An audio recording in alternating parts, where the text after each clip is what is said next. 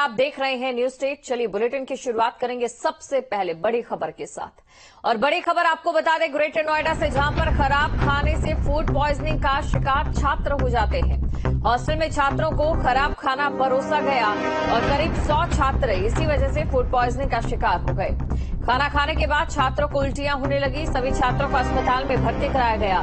मामले की जांच में फूड विभाग की टीम जुट चुकी है। ग्रेटर नोएडा के नॉलेज पार्क थाना क्षेत्र के हॉस्टल का ये पूरा मामला है। तो एक बड़ी खबर आपको बता रहे हैं, 100 छात्र फूड पॉइजनिंग की वजह से बीमार हो जाते हैं। खाना खाते ही उन्हें उल्टियां शुरू हो जाती है, जिसके बाद उन्हें अस्पताल में भर्ती कराया गया है। सभी छात्रों को, तस्वीरें आपके सामने हैं, सभी छात्र इस समय अस्पताल में हैं, फूड पॉइजनिंग का शिकार हो चुके हैं।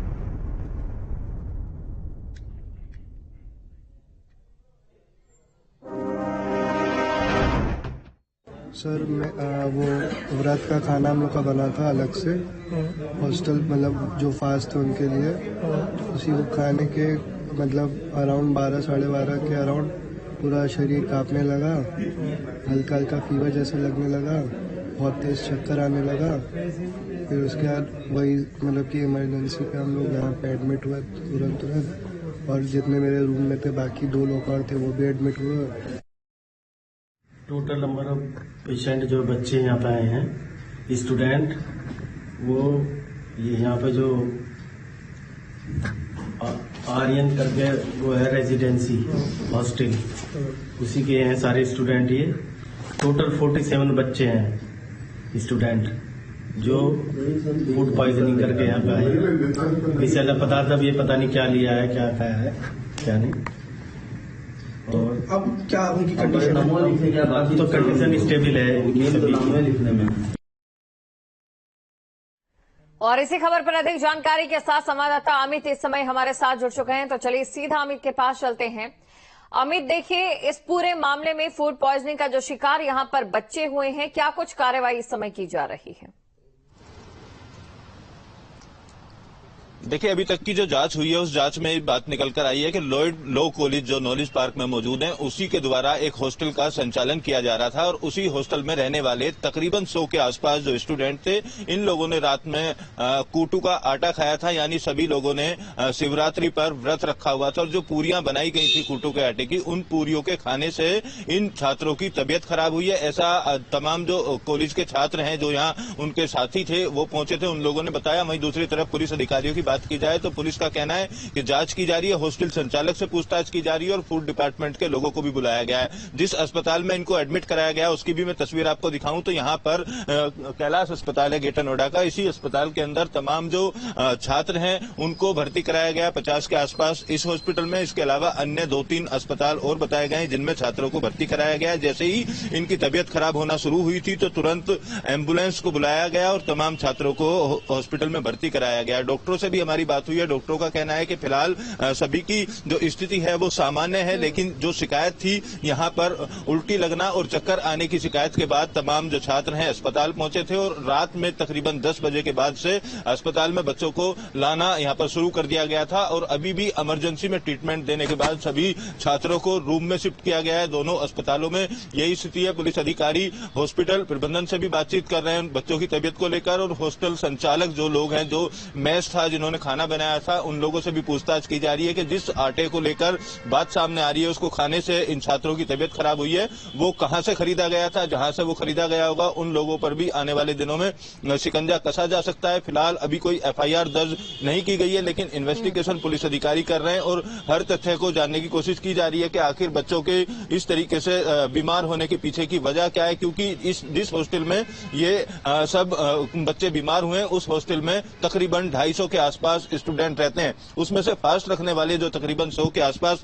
स्टूडेंट थे उन सबकी तबियत खराब हुई है। तो शुरुआती तौर पर यही बात सामने आई है कि व्रत के लिए बनाया गया जो भी खाना था उसके खाने से इन बच्चों की तबियत खराब हुई है, जिसके बाद इन सभी को अस्पताल में भर्ती कराया गया। कुछ देर बाद फूड डिपार्टमेंट के लोग भी हॉस्टल पहुंचेंगे और वहां पर जिस खाने को दिया गया था उसके सैंपल लिए जाएंगे, और सैंपल लिए जाने के बाद उन नमूनों को जांच के लिए भेजा जाएगा। फिलहाल जांच शुरू हो गई है और सभी बच्चों के जो परिजन हैं उनको भी सूचना दे दी गई है। काफी दूर दराज के रहने वाले भी स्टूडेंट यहाँ पर हॉस्टल में रहकर पढ़ाई कर रहे थे, तो उनके परिजनों के आने का भी सिलसिला शुरू हो गया है। तो हो सकता है परिजनों के द्वारा भी एफआईआर दर्ज कराई जाए, क्योंकि लापरवाही साफ तौर पर यहाँ पर देखी गई है। इतने स्टूडेंटों को बनाए जाने वाला जो खाना है उसमें किस तरीके की मिलावट की गई थी, कितना पुराना था और कहाँ से उस आटे को लाया गया, तमाम यहाँ पर खास बात जो कि आपने कही है उस पर दर्शकों का ध्यान ले जाना जरूरी है। कुट्टू का आटा जिसका जिक्र आपने किया, नवरात्रि भी कुछ समय बाद आ जाएंगे और अक्सर देखा है कि जब व्रत रखे जाते हैं कुट्टू के आटे की वजह से बहुत से लोग बीमार होते हैं क्योंकि मिलावट पाई जाती है।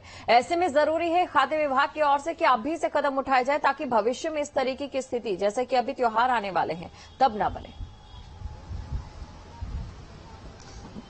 बिल्कुल, देखिए हर सीजन की बात की जाए, नवरात्रों में अलग अलग जगहों से इस तरीके की खबरें सामने आती हैं जहां कुट्टू का आटा खाने से लोगों की तबीयत खराब हो जाती है। लिहाजा ये बात कई बार सामने आ चुकी है कि उसमें बड़े पैमाने पर मिलावट की जाती है। खाद्य डिपार्टमेंट की बात की जाए तो सैंपल भरने और कार्रवाई करने का दावा जरूर किया जाता है, लेकिन हर साल इसी तरीके की तस्वीर सामने आती है। समय रहते अगर कदम उठाए जाए और ऐसे मिलावटखोरों के खिलाफ कार्रवाई की जाए तो इस तरीके की जो चीजें हैं वो सामने ना आए, लोगों की सेहत के साथ खिलवाड़ ना हो। फिलहाल फूड डिपार्टमेंट के लोगों को जानकारी जरूर दी गई है। अब देखना होगा कि कितने लोगों पर शिकंजा कसा जाएगा जो इस तरीके का मिलावटी आटा बाजार में बेचते हैं और बाजारों से हॉस्टल या लोगों के घरों तक ही आटा पहुंचता है। फिलहाल पुलिस के सीनियर अधिकारियों से भी जो बातचीत हमारी हुई है उनका कहना है कि जो भी लापरवाह इसके पीछे होगा उसके खिलाफ सख्त से सख्त कार्रवाई की जाएगी और मिलावट करने वाले जो भी लोग हैं उनके खिलाफ भी कार्रवाई की जाएगी। फिलहाल सभी बच्चों की सेहत को लेकर यहाँ चिंता जरूर बढ़ी हुई है। हालांकि अभी कॉलेज मैनेजमेंट की तरफ से कोई बयान जारी नहीं किया गया है, हॉस्टल की तरफ से कोई बयान जारी नहीं किया गया है। जानकारी ये जरूर स्टूडेंटों के माध्यम से हमें मिली है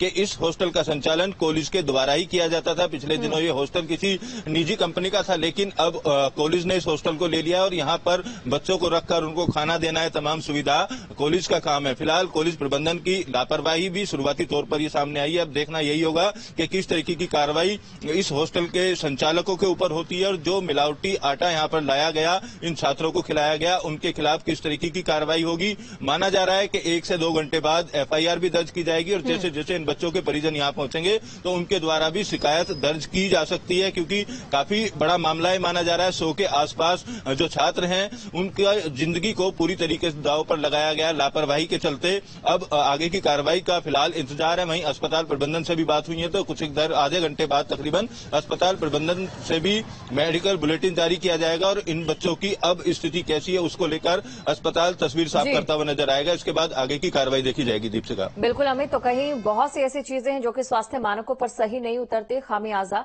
ऐसी भुगतना पड़ता है आजकल। बहुत बहुत शुक्रिया अमित तमाम जानकारी को दर्शकों तक पहुंचाने के लिए। ऐसे में जरूरी खाद्य विभाग की ओर से जरूरी कदम उठाए जाए।